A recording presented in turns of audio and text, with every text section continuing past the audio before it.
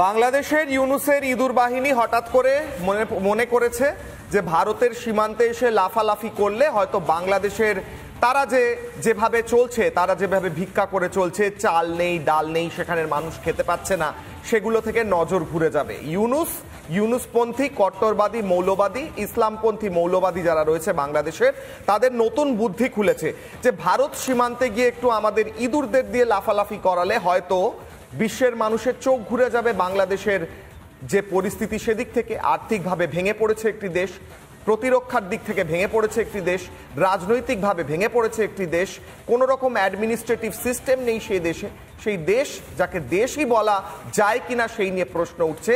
যে দেশের উপদেষ্টা নামের কয়েকজন ব্যক্তি সেই দেশ চালাচ্ছে, সেখানের পরিস্থিতি নিয়ে প্রশ্ন তো থাকছে। কিন্তু ভারতের মাটিতে ভারত কোথায় ফেন্সিং লাগাবে সেই নিয়ে যদি বিজিবি বা ইউনূসের ইঁদুর বাহিনী কথা বলতে আসে, তাহলে তাদেরকে খতম করতে বেশি সময় লাগবে না। কিন্তু ভারত হচ্ছে একটি সভ্য দেশ, ভারত হচ্ছে বড় দাদার মতো, বাংলাদেশ ছোট একটি ছোট্ট দেশ, তার দিকে কে অত নজর দেয়? তাই ভারত কিভাবে নিজেদের সভ্রম দেখিয়েছে, সংযম দেখিয়েছে, সেটা স্পষ্ট হয়েছে। কিন্তু আবার ভারতের মধ্যে থেকেই বেশ কিছু রাজনৈতিক শক্তি বলছে বিএসএফ এই করেছে, বিএসএফ ওই করেছে। লজ্জাজনক বিষয়। এই গোটা পরিস্থিতি নিয়ে প্রতিবেদন, তারপর আলোচনা।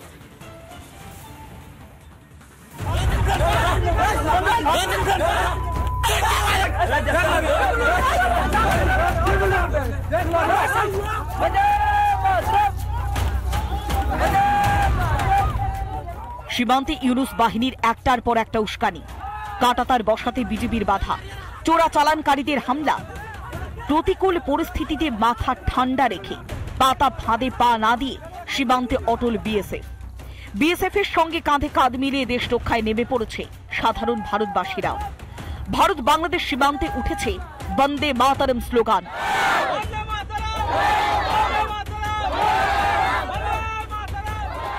কিন্তু যেই বিএসএফ কে এত ভরসা করে দেশবাসী, সেই বিএসএফ নিয়ে ভুরি ভুরি অভিযোগ রাজ্যের শাসকের।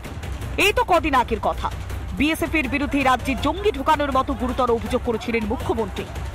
আপনারা ঢোকাচ্ছেন না, ঢোকাচ্ছে বিএসএফ ইসলামপুর দিয়ে লোক ঢোকাচ্ছে, আমাদের কাছে খবর আছে, ছিটাই দিয়ে ঢোকাচ্ছে। কম জান্নাত তৃণমূলের সর্বভারতীয় সাধারণ সম্পাদক অভিষেক বন্দ্যোপাধ্যায় বিএসএফ কে কাঠগড়ায় দাঁড় করাতে ছাড়েননি তিনিও। তাদের চক্রান্ত আবার জনসমক্ষে আসবে। মানুষ জানে বর্ডার পাহারা পশ্চিমবঙ্গের পুলিশ দেয় না, বর্ডার সিকিউরিটি ফোর্স দেয়। ভারতের সীমান্তে যখন চোখ তুলে তাকানোর স্পর্ধা দেখাচ্ছে ইউনূস, তখনও কি একই কথা বলবেন মমতা অভিষেক? কদিন আগে মুখ্যমন্ত্রী অভিষেক ব্যানার্জি বিএসএফ এর ওপর সব দোষ চাপিয়েছিলেন, তারাই নাকি আতঙ্কবাদী ঢোকাচ্ছে। কিন্তু গতকাল যেভাবে অত্যাচার হলো বিএসএফ এর ওপরে, তারপরে কোনো স্টেটমেন্ট এখনো অবধি দেখতে পেলাম না।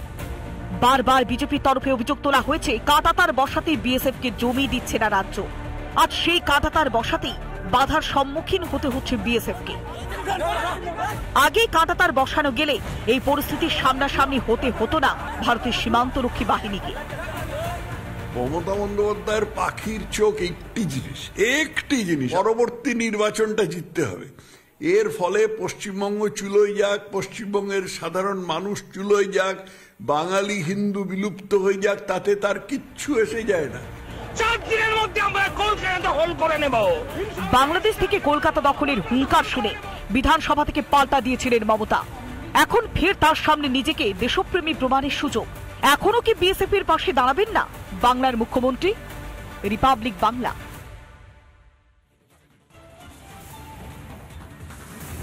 প্রশ্ন থাকছে যে যেখানে দাঁড়িয়ে বিএসএফ নিজেদের প্রাণ হাতে করে প্রতি মুহূর্তে দেশের সুরক্ষা দেয়, দেশের মানুষের জন্য সুরক্ষা দেয়, তাদের নিয়ে প্রশ্ন করার মতো সাহস উদ্ধত্ত কি করে থাকতে পারে? প্রশ্ন থাকছে দেশের মানুষ হয়ে দেশ বিরোধী কাজ যারা করে তারা কি আদৌ রাজনীতিতে থাকার মতো জায়গায় রয়েছে, তাদের অধিকার রয়েছে? একদিকে এই প্রশ্ন থাকছে, অন্যদিকে প্রশ্ন থাকছে বাংলাদেশের ইঁদুরগুলো এই মুহূর্তে এত লাফালাফি করছে কেন, কি উদ্দেশ্য? আমার সঙ্গে এই মুহূর্তে রয়েছেন স্টুডিওতে দেবাশিস চৌধুরী, রয়েছেন রাজনৈতিক বিশ্লেষক। এরপরে আমার সঙ্গে আরো অতিথিরা থাকবেন।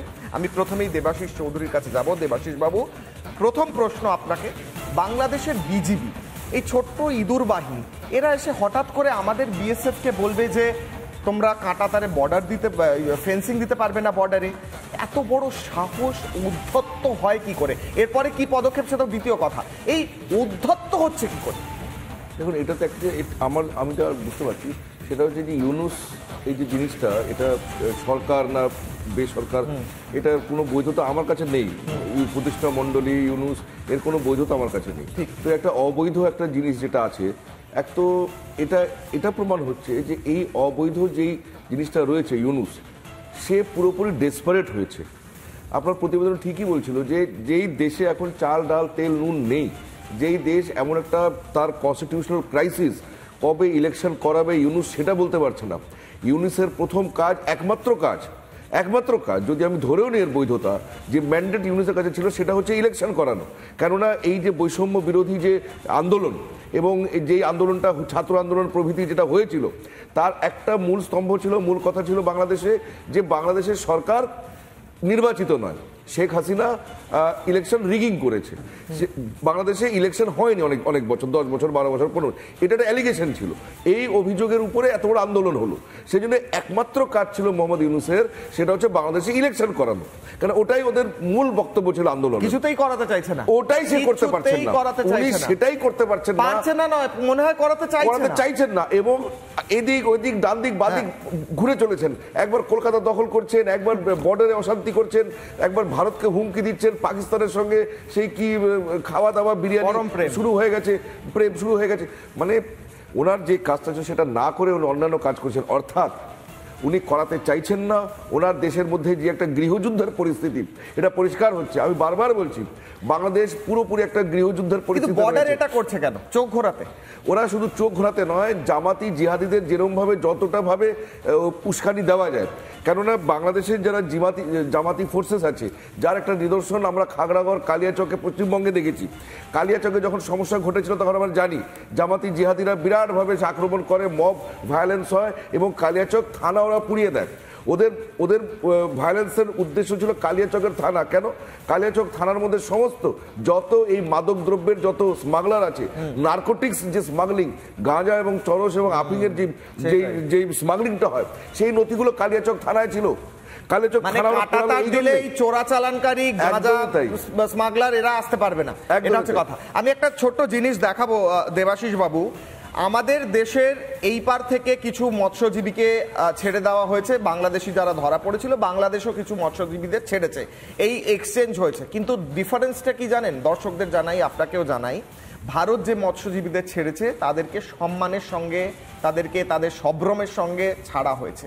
কিন্তু বাংলাদেশ থেকে যে হিন্দু মৎস্যজীবীরা এদেশে এসেছেন, তারা কি বর্ণনা করেছেন তাদের এক্সপিরিয়েন্সের কথা, শুনলে গায়ে কাঁটা দেয়। শুনুন।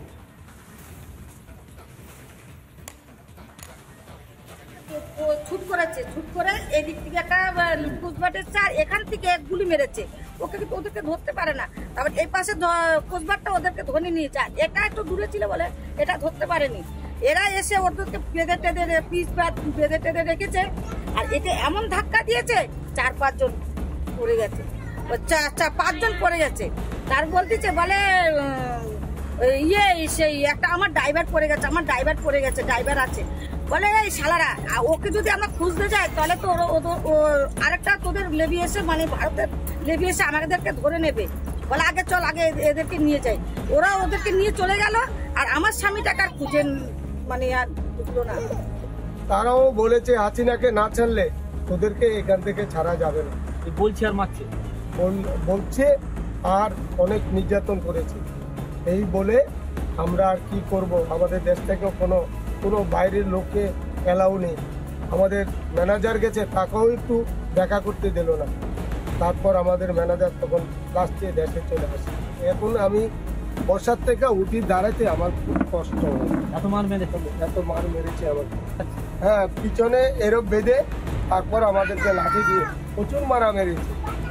আর তাদের কাছে অনেক অনুরোধ করেছি, আমাদের দেশ ছেড়ে যখন চলে যাই তখন আর আমার মন প্রাণ দিয়ে আমরা থাকতে পারছি না।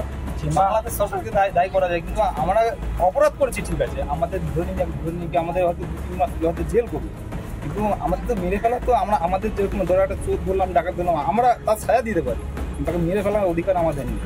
কিন্তু ওইটাই যে আজকে মেরে ফেলবো, এর জন্য আমরা বলবো বাংলাদেশ সরকার দায়ী। এটা তো ওনার ইচ্ছা করেই লোকটা মারলো। কেন? দিদি সিলিন্ডার করেছে, বেঁধেছে, কোমরে দড়ি বেঁধে ধরে রেখেছে, আর যখন ধাক্কা মেরে যখন ফেলে দিয়েছে, যখন বলেছে যে লোকটাকে তোলো, লোকটাকে যখন তুললো না, তো এটা কাদের দায়ী বলবো? আমার বলবো বাংলাদেশ সরকারের দায়ী বলবো।